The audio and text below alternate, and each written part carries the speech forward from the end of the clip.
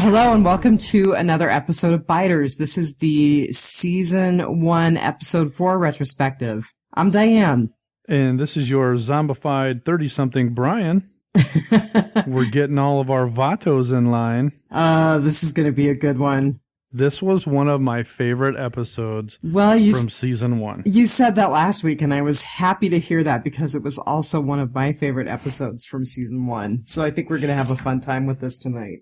Awesome. And it's actually recording, which is just incredible. Yeah, first attempt here, so +1. Well, so go for it.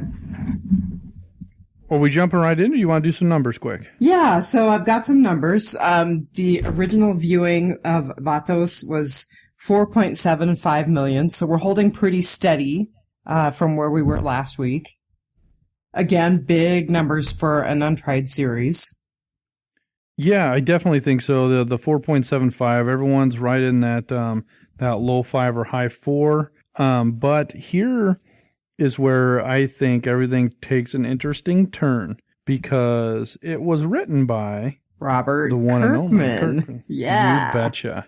So I found a little interesting piece of info that I didn't know. This is actually the only episode he wrote for Season 1. Yes, it is. Which, to me, is no coincidence. I didn't realize he written this. He was the one who wrote this until tonight. And, looking back, it's like, that's why I like this so much. That was exactly the thought I had, because I didn't realize it either. Yeah, and it just goes to show on who he is.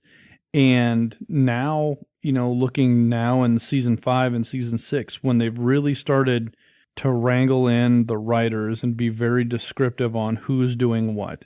And each writer has their own identity on what they're good at, what they should be doing, things of that nature. Kind of who their character is. Right. Yeah. So it's very good to see that, I would call this a spin-off episode, and it was really an impactful episode to me. And I think it was what solidified me on this series this early on, was saying, yes, I dig this show. It's favorable. I agree. I think that this was probably the best episode of Season 1. I think if I look back, this and the pilot. Yeah, I if I had to pick, this one's it for me. Is it? Who was the director of this? Let's see. So it was actually a guy named Johan Rank. And here's the kind of cool thing about this guy. I had no idea until today, but he's actually apparently very respected and very sought after. Those were the words used by IMDb. But he was heavily involved in doing the video for Black Star and the video for Lazarus, which were the last two videos that David Bowie did. Oh, cool. Yeah, so that's a really cool little piece of trivia. And then he's also just got tons of really interesting stuff to his credit. He's worked with Madonna on production for different concerts that she's had. He worked on Vikings. He worked on Breaking Bad. He's really got a huge library of stuff that he's directed. But only this one episode of The Walking Dead. That's odd. Maybe it was just something he wanted to experiment in, and it was like, no, zombies aren't my thing.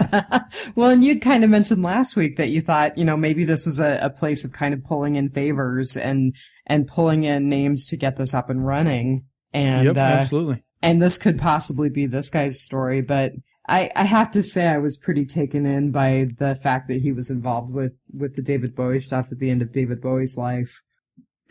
So the title. Intriguing. Yeah, it's no surprise on where this title comes from. You didn't have to go searching for where the word Vatos came from, because obviously it's named after the gang who's trying to get the guns in the prisoner swap. Right. And I don't speak Spanish, so I actually took some time to look up Vatos. And I guess the word Vatos actually, it's used a lot, though, like we use the word guy or dude or homeboy. But one of the things that I thought was really interesting from the Urban Dictionary, and I think you can really apply this to a lot of the characters in this episode, a vato is a guy who means business.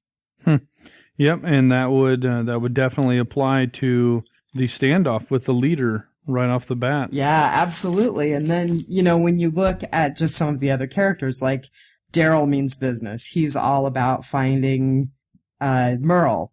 Jim means business. He's all about following up on his vision, whatever that was. So it's a pretty cool title when you look at it that way. Shall we jump right into our epic? I'm chomping at the bit here. I want to discuss this. Okay. And big boy, big picture stuff. Go for it. You hit us with your epic and I'll hit you with mine.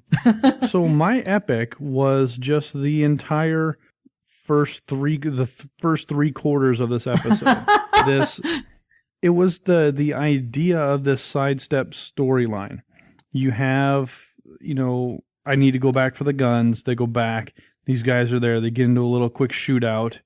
And, it was completely out of nowhere that they go from just getting these guns to standing in front of this Vatos hideout. Right. It kind of looks like a compound.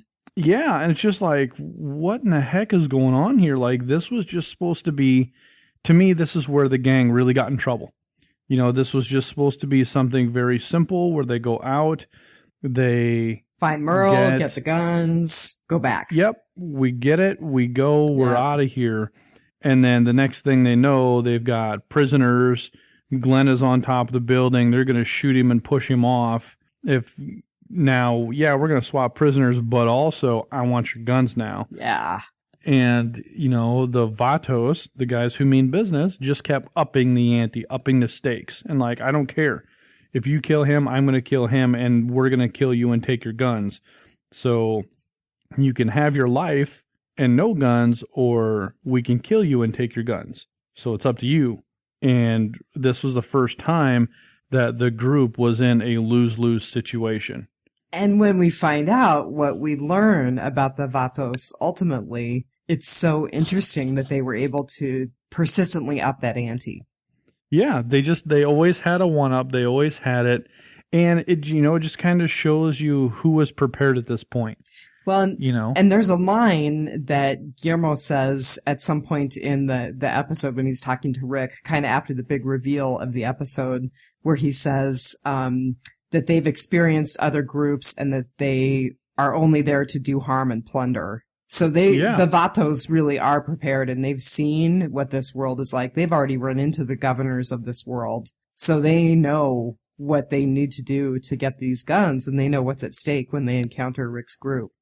Yeah, in which it's fun to just see them put back on their heels that quick. It's how unprepared was Rick and the group. And if you look back, what would have happened if season 6 Rick or season 5 Rick would have encountered this place? They surely wouldn't have just walked up to the gates with the prisoner. They would have gone in and scouted the place out and had some recon and done a much larger scouting mission rather than just we're just going to walk his prisoner up there and this is going to be a fair swap and we're out of here. They would have gone in there probably guns a-blazing or, just outright killed the prisoner if he wasn't going to reveal anything. Oh, yeah, it would have been a bloodbath. Little Abuela would have never had a chance to insert herself into the situation.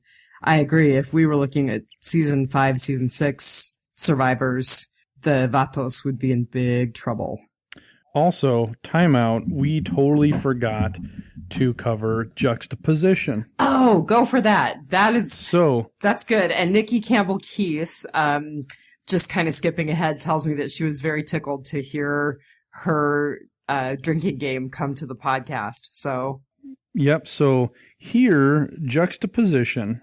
So it's kind of a joke. We're going to do this drinking game, but all right, we're going to do it. For those of you who are 21 and over, will join me. I will announce my drink of the night. So tonight I am a Crown Royal fanatic.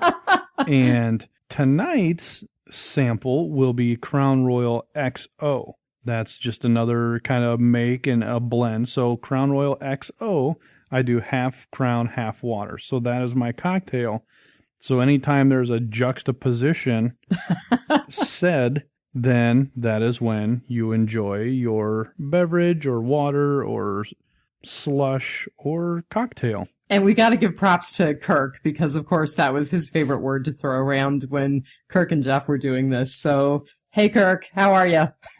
Yeah, juxtaposition. So, just so everybody's on the same page, juxtaposition is a noun, and it is the fact of two things being seen or placed close together with contrasting effect. Kind of like a foil or a mirror or, something to kind of illuminate the other thing, right? Correct. Okay. Correct. Very good.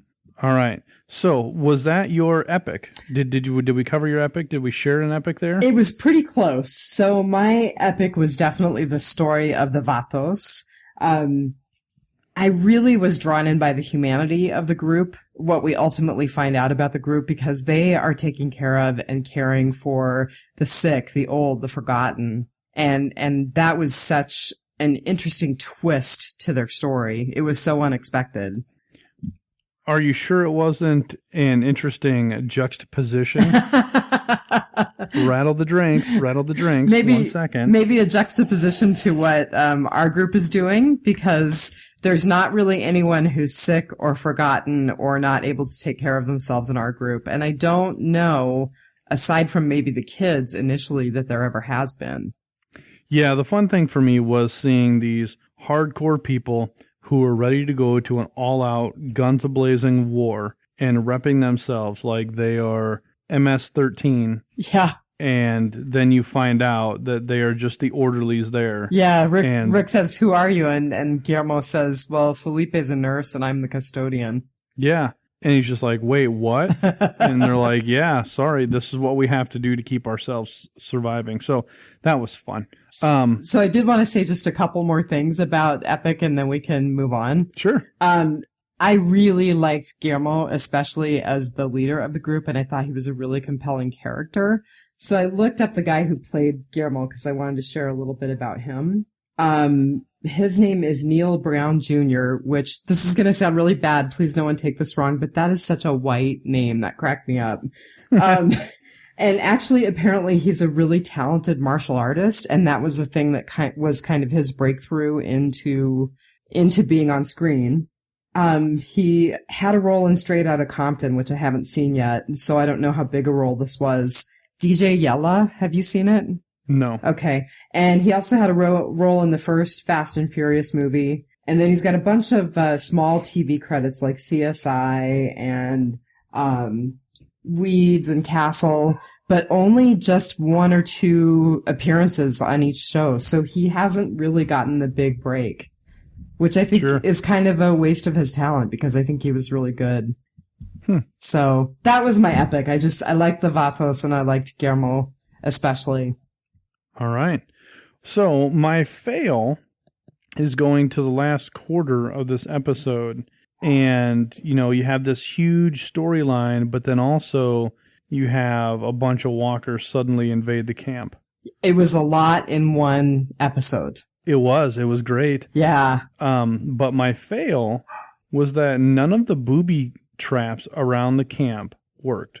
Because if you remember, there was a scene where they have like some cans on a rope and, to kind of get the cans to kind of click around. And Daryl and Beth actually recreated that in season 4. Yeah. Yeah. So they kind of talk, and then all of a sudden out of nowhere, it just happens to walk across them. Good Nobody point. heard them coming, just nobody had a lookout at this point. Nobody was on fire watch, as we call it in the military, and that was kind of my fail, is that how were they so, we know now, how were they so blind to not see this coming? But that's because it was inexperience. They didn't know we always got to have a lookout. Even if there's 2 of us, we still need to have a lookout. That's how they operate now. And they were all off. They were all relaxed because they were having their fish fry. Mm-hmm. Yeah. Because that's where we actually get Dale's big speech that becomes try, spend, conquer, all of those episodes in season 4. Yeah, it was just one of them, like, I can't believe like this actually happened. How did they all just sneak up? Nobody heard the twigs crunching or the leaves rustling, nothing like that. The first time somebody hears it is Ed outside the tent and he thinks it's Carol. Right. And I think that the main group was probably making enough noise and being jovial enough during their fish fry that they missed it. But you are right. The whole idea of the booby traps kind of conveniently went away. So what's your fail?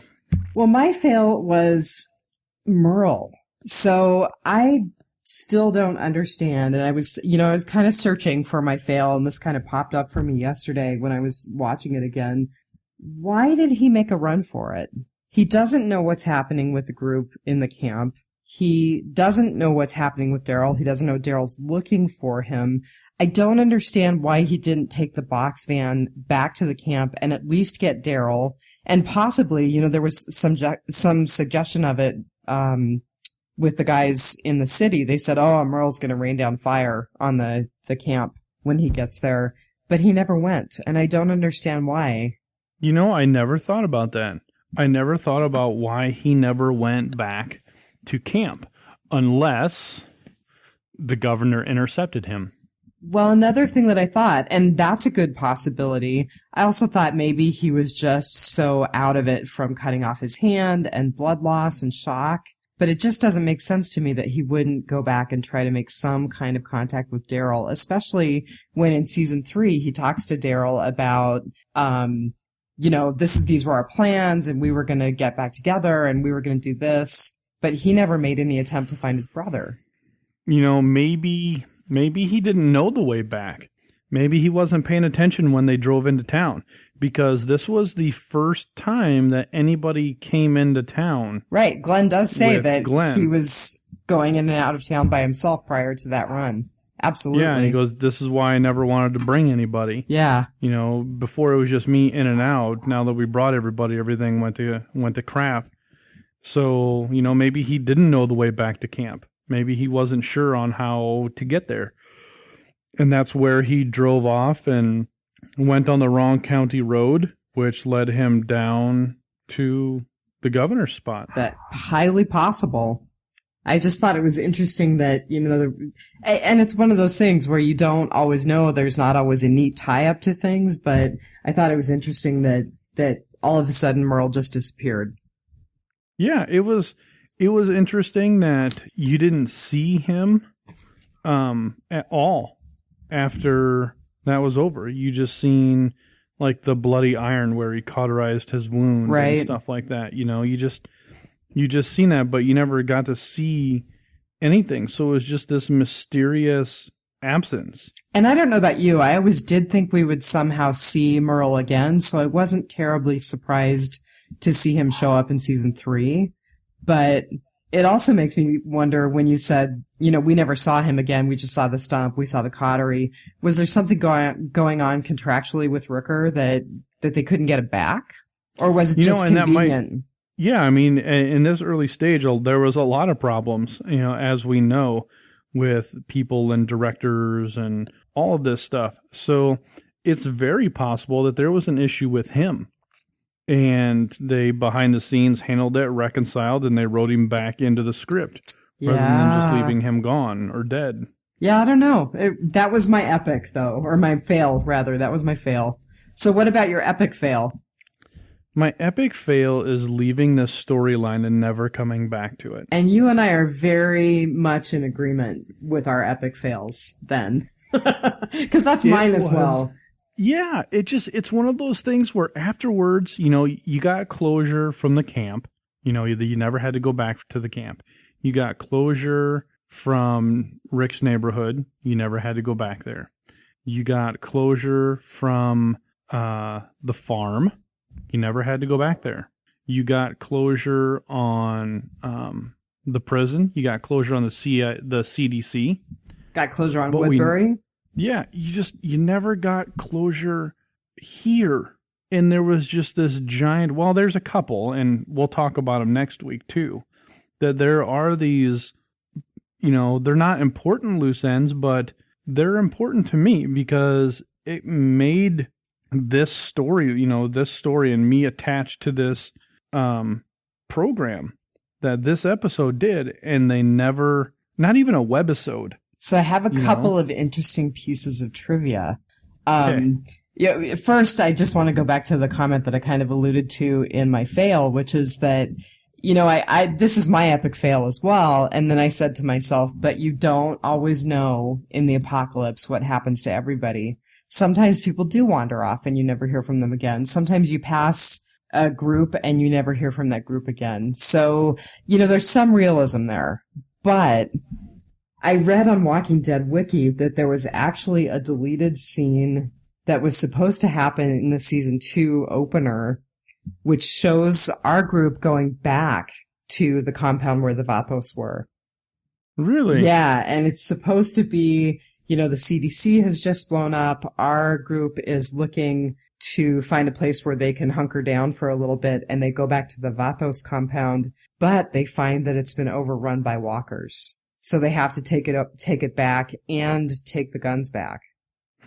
Intriguing. And I didn't follow the link. There's a link on the Walking Dead wiki. If you look up Vatos and go to the page about the episode, they actually take a link to the actor who played Guillermo with a couple of other actors talking about this deleted scene.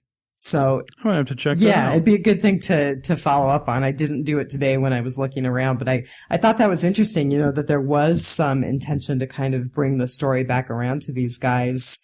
And I don't know if they just didn't have time, if they left it on the cutting room floor because of time constraints, or if they felt like, we really do want to leave this as a great mystery. We don't know what happened to the Vatos, and we may never know.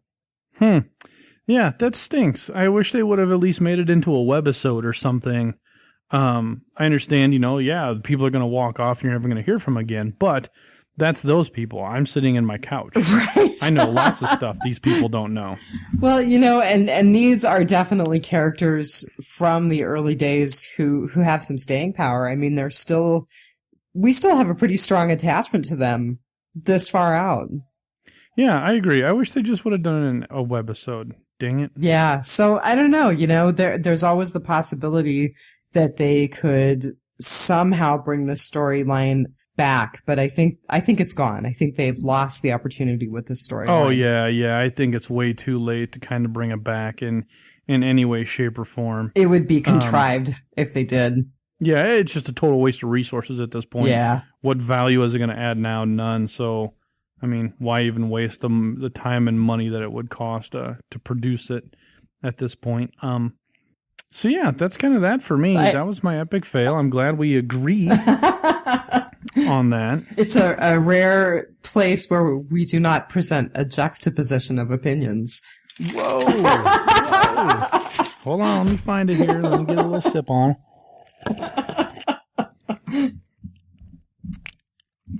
So I gotta tell you, there's something else that I kind of was looking at as my fail, and I'm gonna bring it up now because I think we're gonna kind of just have some discussion about the episode. Now. Yeah, so buckle up, everybody. My other thing that kind of fell into the fail category was I never fully understood why everybody came down so hard on Jim. I mean, I know he was acting weird, but he didn't harm anybody. He wasn't harming anybody. Let the dude dig his heart out. Yeah, that was one of them things. It's like, I think that was a power play to say, Shane's I'm power in play charge again. here. Yeah. I'm in charge. You're not going to dig holes. I didn't tell you to dig holes. You're not digging holes. Which is a carry through for Shane's character from the last episode.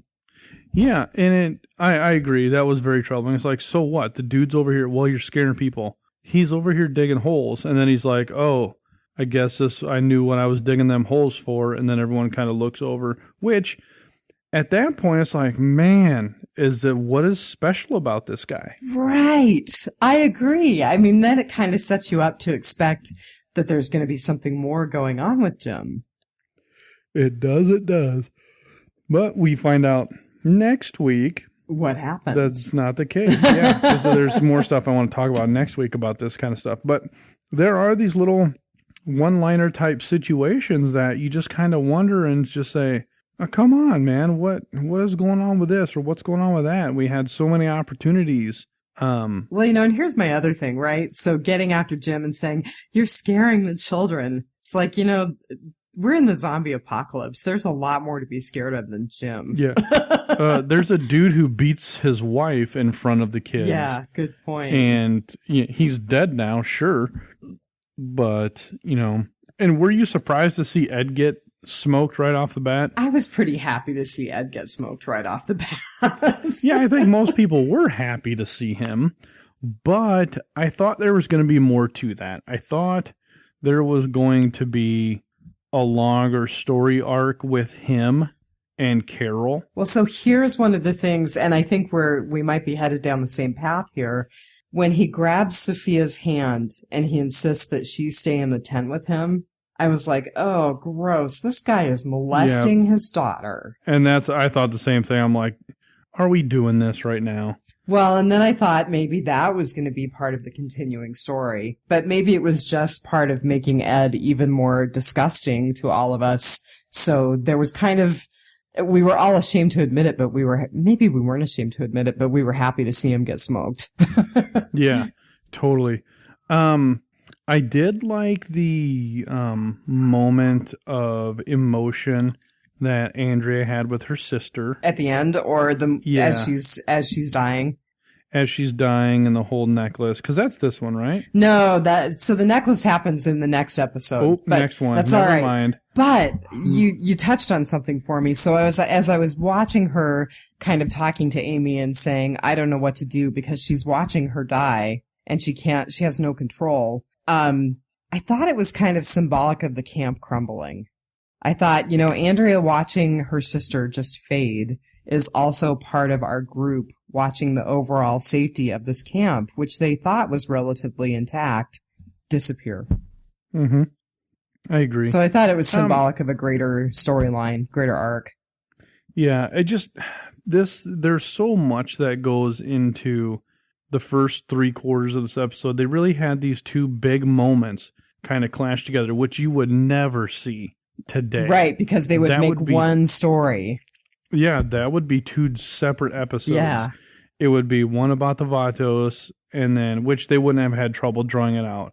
But the whole camp invasion, they would have had to draw that out. But there's no way it would have happened at the same time, or it would have gone farther into next week's episode, or into episode 5, where they just start invading the camp at the very end of the episode, and that's all you know. And then the week later is when everybody comes trotting in to save the day, just in the nick of time. Well, and they've definitely demonstrated to us in this season that they can run concurrent storylines. So it's very probable that they could have had the invasion of the camp happening during the storyline of the Vatos. But again, you're exactly right. One episode devoted to the Vatos, and the other one dedicated rather to the storyline with the camp.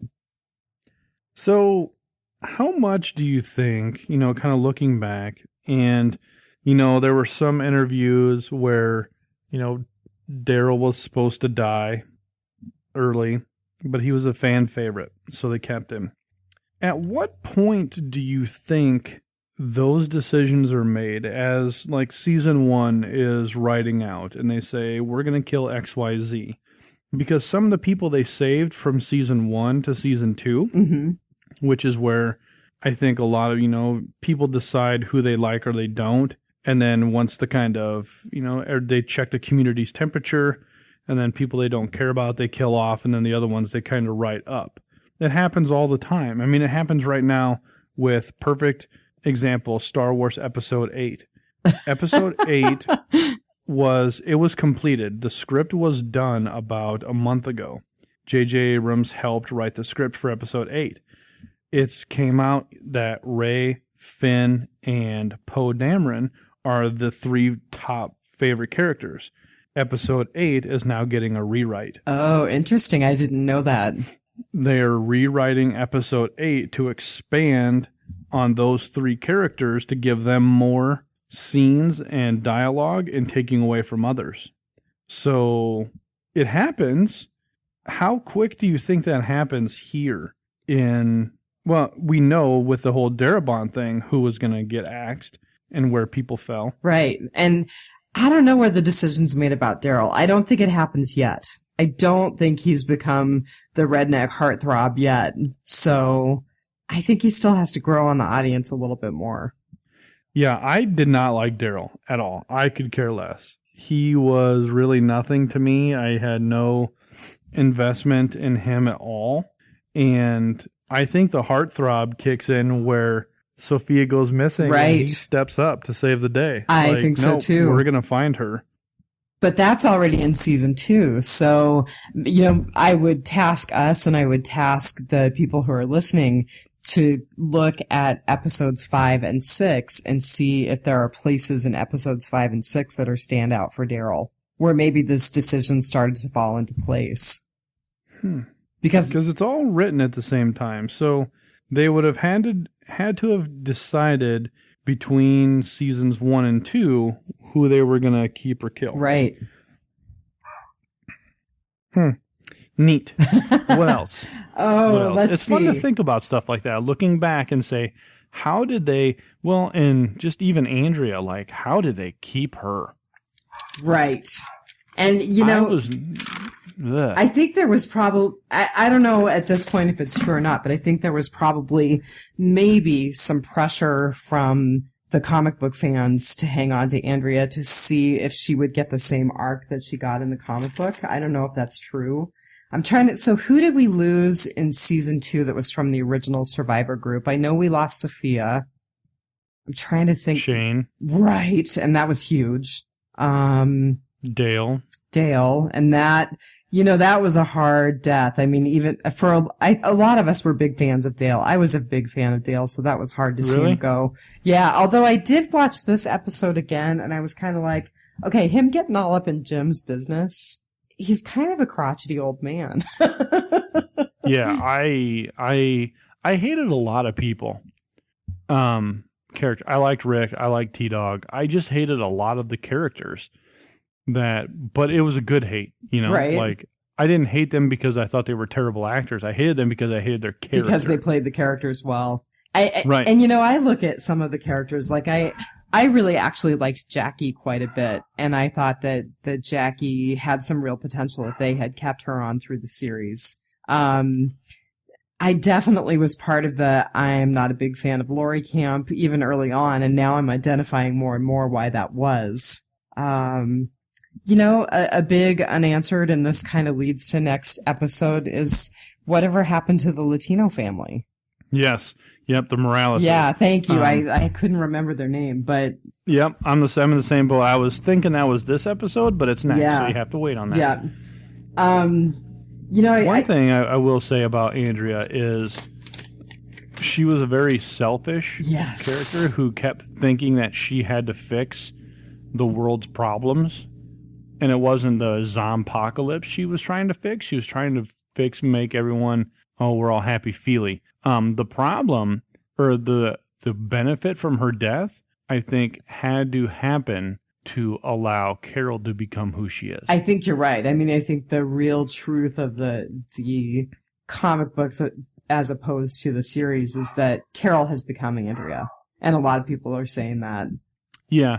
And to me, it was really just, they couldn't have, every character has their identity. Every character has a purpose. You know, Rick is the strong leader and Daryl is the redneck heartthrob, like you said. And I stole that from Walker Stalkers, by the way.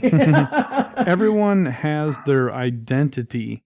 And I think it was, you couldn't have two strong female characters. I think you're right. I mean, you couldn't have Carol and Andrea competing for the same demographic. Right. And that's 100%. You said it right there. You know, you just can't do it because then nobody has a favorite and everybody's kind of average. So I definitely think that has a lot to do with it. And she was very outspoken. One thing that I didn't watch last year and I gotta get back into it this year was The Talking Dead. Mm-hmm. And her exit on The Talking Dead was very personal. Interesting. I didn't see it, so... Yeah, it was more of, to me, as I remember it, it was more of a personal, like, I will miss this person and this person, but I have conveniently left out this person out of my farewell speech. Interesting. It was the same way with Dale, and it was the same way that I remember the most on Herschel. I am going to have to go back and watch well, I didn't see Dale and I didn't see Andrea because I wasn't watching The Talking Dead at all at that point. But I'm definitely, and I don't strongly remember Scott Wilson's, so I'm actually going to have to go back and watch all of those. Yeah, his was very, like, you just got very uncomfortable and was just like, he is super pissed off about being killed. Well, I have to say, I'm thinking back to a couple of interviews I've heard with Lori Holden since, and again, credit to Walker Stalkers because they share their interviews from their cons, but she sounds pretty bitter about getting killed off, still to this day. I mean, she will talk about how someone else got her story arc. Mm-hmm. And that's interesting. I'll have to watch her exit. I'll have to watch her exit interview. Yeah, the exit interview. Like when you leave a job, the exit interview. There you go. That's one thing I really enjoyed, and I need to get back to doing it, is watching The Talking Dead.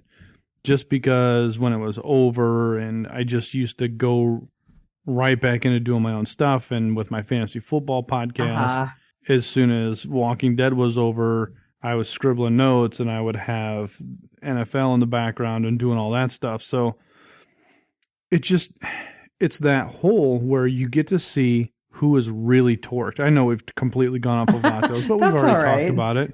We're trying to get to an hour here, people.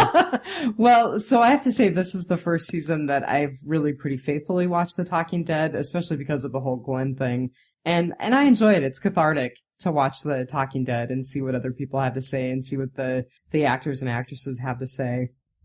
So here's a nerd thing. If anybody out there listening totally remembers this, hit me up on Facebook or something. I remember Chris Hartwick back to Tech TV and G4 TV. Those were the video game channels. Wow, I don't remember those. I listen to his Nerdist podcast every now and then, but... This was before the Nerdist even happened. I remember Chris Hartwick when he literally had a 5-minute spot on Attack of the Show. That's funny. And that's with Olivia Munn, and he would debut the new electronic piece. I do vaguely remember Attack of the Show, but Attack of the Show was vaguely. Great because I loved Olivia Munn, and oh my god, it's awesome. But that's how far back he goes to just having these little one-off bit pieces. And now having this whole show. And then when The Talking Dead came about on season 2, it's just like, all right, I'll give this a shot. And the only reason I gave it a shot was because of Chris Hartwick. I'm like, oh my God, I'm so glad he found a job, because G4 TV, the video game channel, like, it had so much potential, but they really pissed it down the drain. They did. And it was really sad. It was one of the things where it was never in the right package on DirecTV or Dish Network. So it never got an audience, or a big audience. So, yeah, it could never get into the main, because, you pay per channel and your amount of viewers depends on where you go into the channel package. So they were on the extended one. So it wasn't in a lot of homes, but it had so much cool stuff. Oh my God, it was awesome. And when it folded, it's like, God, I wonder where these people went to and what are they doing? And some started like some indie video game things. And then I seen Chris, I'm like, oh my God, cool, he's got a job. But then I'm like, God, that sucks. You're doing like some like late night talk show about somebody else's series. But he's made it his own. It's really cool. He was smart about it. And then he developed his Nerdist podcast, and like they just went crazy with it all. And he is just rolling in the dough now. Well, the Nerdist is actually a network. There's a really good podcast. I'm going to completely diverge here on the Nerdist network called Sex Nerd Sandra. That's really good.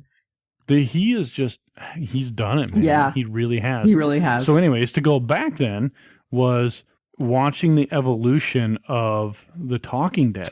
And the one thing that I love about it is they have never changed who they were. They have always stayed very simple. Mm-hmm.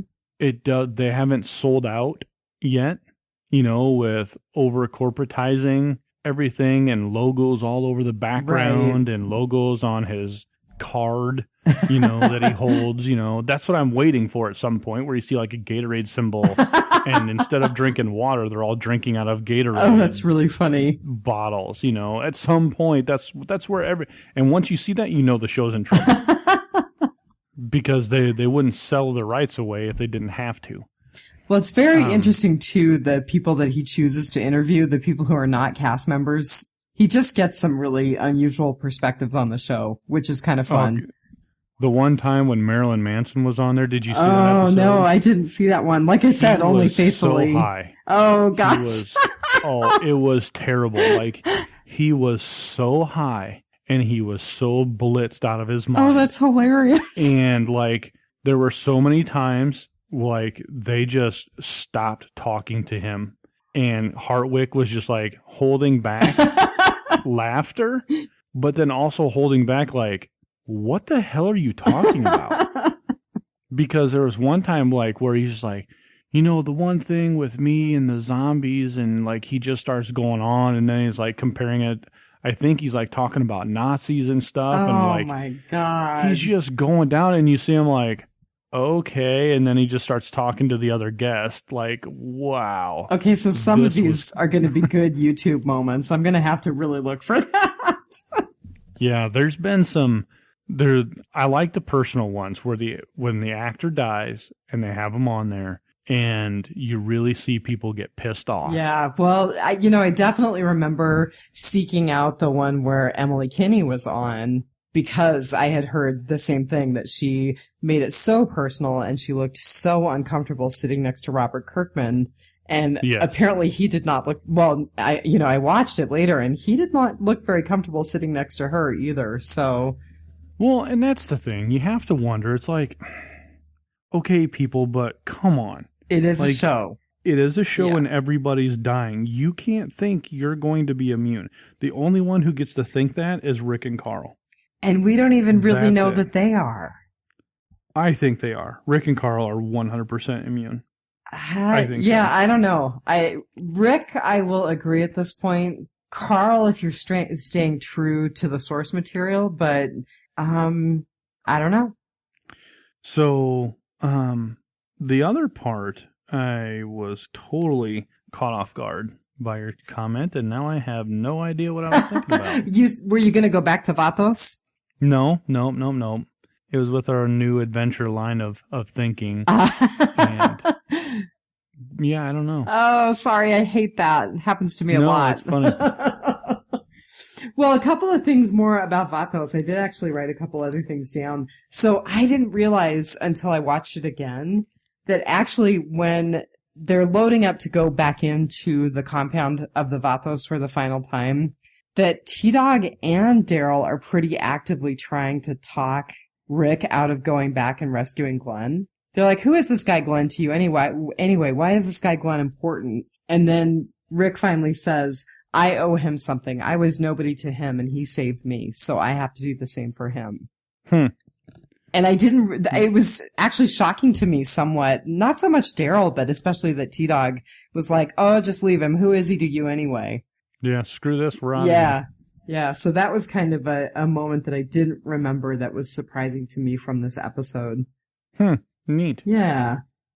So I did remember what I was thinking. Yay! See, I was just buying you time. I had only watched one Talking Dead this year, and I DVR'd it. And it was... The one with Rooker. No. It was Tova Felshud. Oh, she was cool. Doing push-ups on the stage.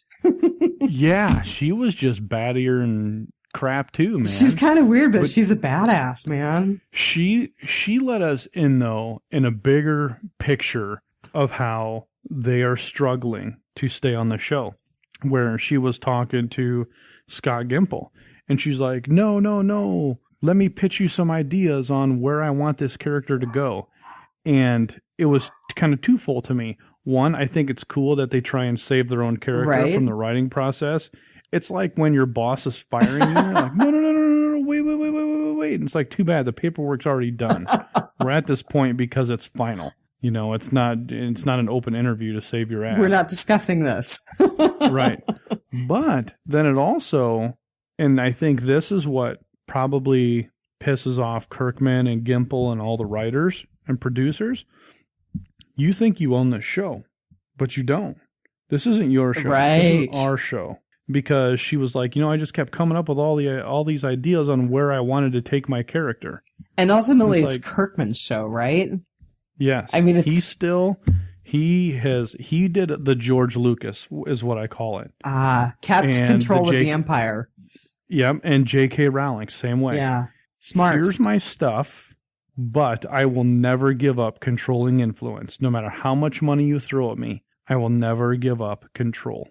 And I think that's exactly how Kirkman has played this, because it's all him. Anything that has The Walking Dead, he is the first name that appears on that screen every single time. Well, he's smart. He's really feathered his nest. I mean, he's very smart. One of these days, he'll sell it off. He'll sell it to Disney or something. Oh, God. I hope it's after the series is long gone. So, yeah, that was the other part that kind of, I bet that's what really pisses them off and then causes a bunch of bad blood in the end, because they just keep trying to save their character and like, dude, no, we're done with this. Interesting. And so the other thing was the whole Emily Kinney thing. When I knew she was dead long before. Oh, come on. When you're titling the episode Coda? Well, I knew it before the season even started. Okay. Because, I mean, when I heard the episode name, I was like, a coda is an end piece of a piece of music. Come on. Right. So I knew this before. And the reason I knew this is because two things. One was she was coming to the Des Moines, Iowa Wizard World, and she had just started her music tour, which lined up with their filming schedule for the back half. There you go. And I'm like, she's dead. And no, they're not killing Beth. I'm like, I guarantee you Beth is dead. I guarantee you she is dead. And no crap, she was dead. So here's the other thing, is I used to love her character, and now I hate her. So I have talked to a couple of people who've said that they've met Emily Kinney, and they're not big Emily Kinney fans. Well, she was on her music tour, and she was not selling tickets here in Des Moines, Iowa. So she canceled her music tour and then also canceled her Wizard World appearance. So I was just like, well, screw you from now on. You're dead to me. I'm kind of bummed to hear that, because I got to be honest, I love her music. Really? I do. I do. And it was just the right time in my life. There's definitely the whole engagement, because I became really interested in Expired Lover, which was her last, or not her last, but before her last album. I became really interested in that right after Beth's death. This is going to sound really dumb, but we had a litter of puppies around the time that I got into that album. Swear to God, I put that album on and everybody was just totally calmed down. So it was kind of that puppy's album, that litter of puppies, it was their album. So sure. Well, I completely agree with, the reason people find attachments to certain types of music is because of what's happening in their life and how those albums play together. And just the heartbreak of losing Beth, quite honestly, and that whole association. Yeah, I definitely, for me, it's like Godsmack, one of my favorite bands. They're pretty cool. I can't say I'm a huge fan just because I haven't had tons of exposure, but they're pretty cool. But when their debut album came out, I was in Okinawa, Japan, and it's not like when albums drop here, there's 10 different music albums that drop every week. Over there, you only got the pick of the litter, and you only got 2 new albums a week. Oh, that's super funny. Music store, in the music store in the PX, you didn't get all this crazy stuff. It's very limited. They're not going to send 100 CDs of 10 different bands over every week because these are the new releases. That's not how it works. Okay, so now I got to know, do you remember what your choice opposite Godsmack was? Or Godsmack? No. I bet it was pretty awful. It was probably some stupid rap album or something like that. But that's one of my, I remember that album, and I remember popping it in and just jamming out, and I'm like, wow, this is cool. And that's how I relate music in my life, is where I'm at when I heard it and what it meant to me at that time. So that's always kind of a big deal. Yep. I'm kind of out of stuff to talk about for tonight. Let's see. There were just a couple of other things that I wanted to say, and then we can go on to listener feedback, because we do have some feedback about the retrospective for episode 1 and the retrospective for episode 2. Yes, we do. Crap. We got to get going now. I know. Now, man, we're almost at the hour, right? So, I did want to say that they did a really good job of making this episode seem really big. I mean, I actually went back and looked the number up, and there were only 6 people in the camp who actually died. Kind of 6 unnamed people in the camp, but it just seemed so chaotic and so huge that they did a good idea of good job of making the attack on the camp seem bigger than it was. Yes. The other thing that I wanted to point out is that the walker who bit Amy, most people probably know this by now, but it was Greg Nicotero. Yes, I did. And there's a pretty funny interview with Emma Bell, who's the girl who played Amy, and she was like, look, that prosthetic was right over my carotid artery. I was not letting anybody other than Greg Nicotero bite. So that's funny. But I like seeing the hidden zombies in the episodes. Those are fun. And one of my favorite ones was Hines Ward. He's a former Pittsburgh Steelers wide receiver. Oh, I didn't know that. So who was he? Yes, he is a random. And I remember like, okay, he'll be in this spot. And I think it's one of the openers. And he's standing there and your eyeball, like, it's like, yep, that's Hines Ward in zombie makeup. That's really cool. Yep. So yeah, he was a walker at one point as well. So I wanted to say one more thing about music, and then we'll get to listener feedback unless you've got something else. I just wanted to kind of touch on the music that happens at the end of the episode, because I think it's really important in next episode as well, in episode 5. But Bear McCreary does some very mournful, gentle, almost uplifting music as Amy is dying. And I just wanted to give a nod to that music because I think it's really pretty. And I think it really holds that moment well. Yeah, Bear is very well known. Yeah, he's really good. And he is the John Williams to Star Wars as he is, Bear is to a TV series, So if I agree. Think about those big composers in movies, and then you think about these composers for TV series, they're paid extremely well for what they do. Yeah. And he's got his hands in quite a number of series, so that's cool. Mm-hmm.